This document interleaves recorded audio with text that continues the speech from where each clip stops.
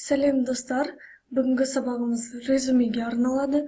Неге мен ресми қағаздардан бұл резюмені бөліп алып отырмын, себебі резюмеге көп зат байланысты және көбісі резюме жасауда үлкен қателіктер жібереді.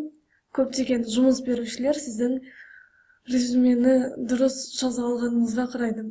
Жалпы резюме арқылы сіздің Microsoft Word пен жұмыс істеу қабілетіңіз көрінеді. Сондықтан бүгінгі сабақты соған арнағым келіп отыр.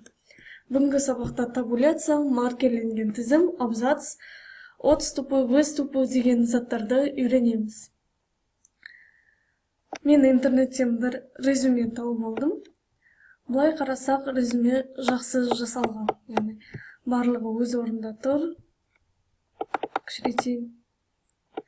Дегенмен, егер мен форматтаудың барлық белгілерін көрсету деген бассам, резюменің қате жасалғанын көріп тұрмын, себебі мұнда бірнеше пробелдер басылған, сосын әр жол сайын Enter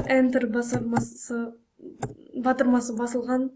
Бұл Enter тек абзац біткенде қолданылады, ал әр абзацты жеке-жеке форматтап отыру керек, сонда мұна әрбір жолды жеке-жеке форматтап отыру көп уақытты талап етеді. Сондай-ақ мына жерде жолдың арасын ашу үшін 2 рет Enter басылған, Delete батырмасы арқылы жоя салайын. Негізінен оны жол аралық интервал арқылы жолдардың арасын ашуға болады. Өткен сабақта үйренгеніміздей Shift Enter'ді қолданып, біз мына жердегі әр жолдың соңында бітіп отырған абзацты алып тастаймыз. Delete батырмасы басып, Shift Enter'ді басамыз. Сонда бізде мынадай таңба пайда болады. Жалпы резюмеден кейінгі абзацты алып тастайын.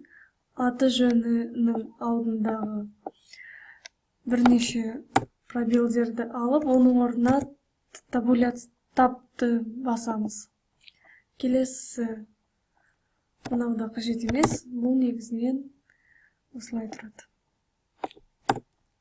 Жоямыз, тап белгісін басамыз, қайтадан жоямыз, тап белгісін басамыз, жоямыз.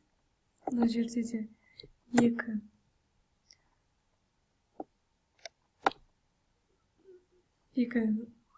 Enter басылып кетіпті.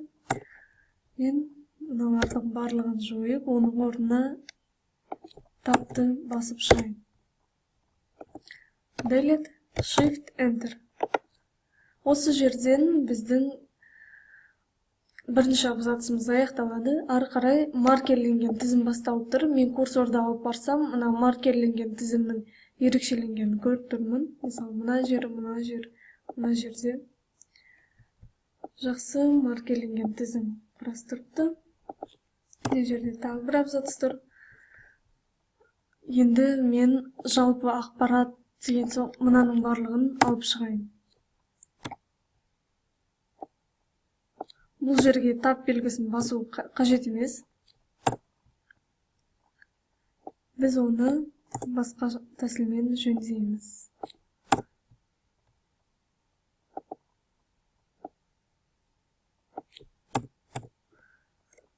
Азаматтылығыдан соң тапты қояйық.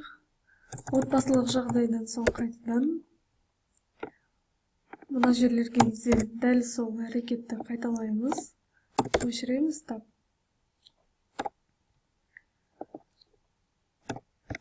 Shift Enter, Delete, Shift Enter. Біздің бірінші абзацымыз осы жерден аяқталады.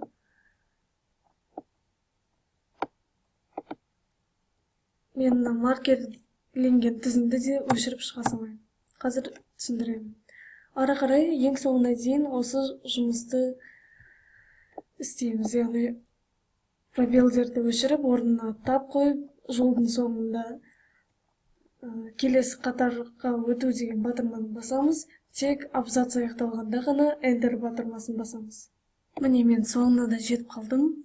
Жеке қасиеттері деген бір бөлімде, яғни бір маркерленген тізімнің бірінде талапшыл деген Мына сөзден соң Enter батырмасы басылған.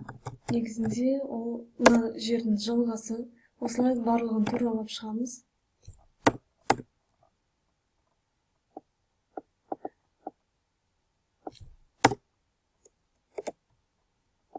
Сонымен біттік. Emailдан соң, жалпы ақпарат, туған жылы дегенге тапты қоямыз. Менде тек әр маркеленген тізімнің соңында ғана абзац белгісі тұр. Осы жерде барлығында маркер болу қажет. Енді табуляцияларды қойып шығайық.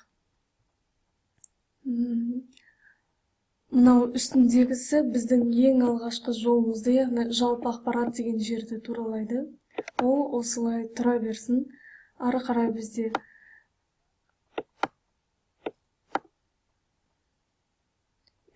астындағысы ол екінші қатардан бастап көрсетеді абзацты.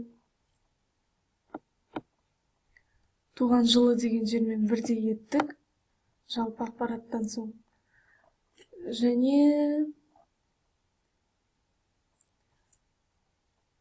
по левому краю дейді. Сол жақ бойынша туралауды біз мына жерге қояйық.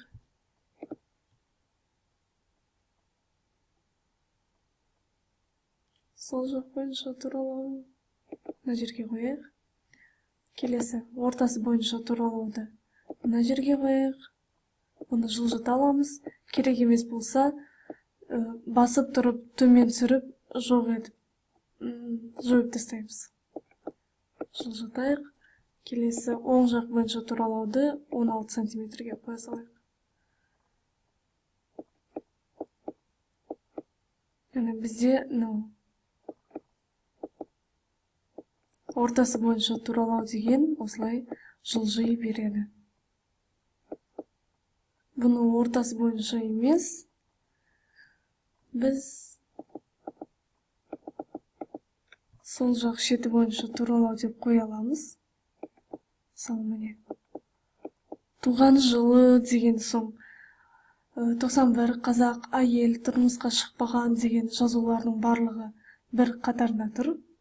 98 2009 деген мен 10 деген жерге қоя салайын, ал мынаны 16 мен аяқтайын. Сонда екеуінің ортасында жер 13 деген жерде тұру керек. Немесе дәл осының үстінен 2 рет шертсек, бізде мына жерде позициясы көрсетіледі. 10 сантиметр сол жақ бойынша туралап шығайық. Окейді басамыз. 2 рет шертсек, центр бойынша 13 сантиметрмен туралайық. Қайтадан 2 рет шертеміз.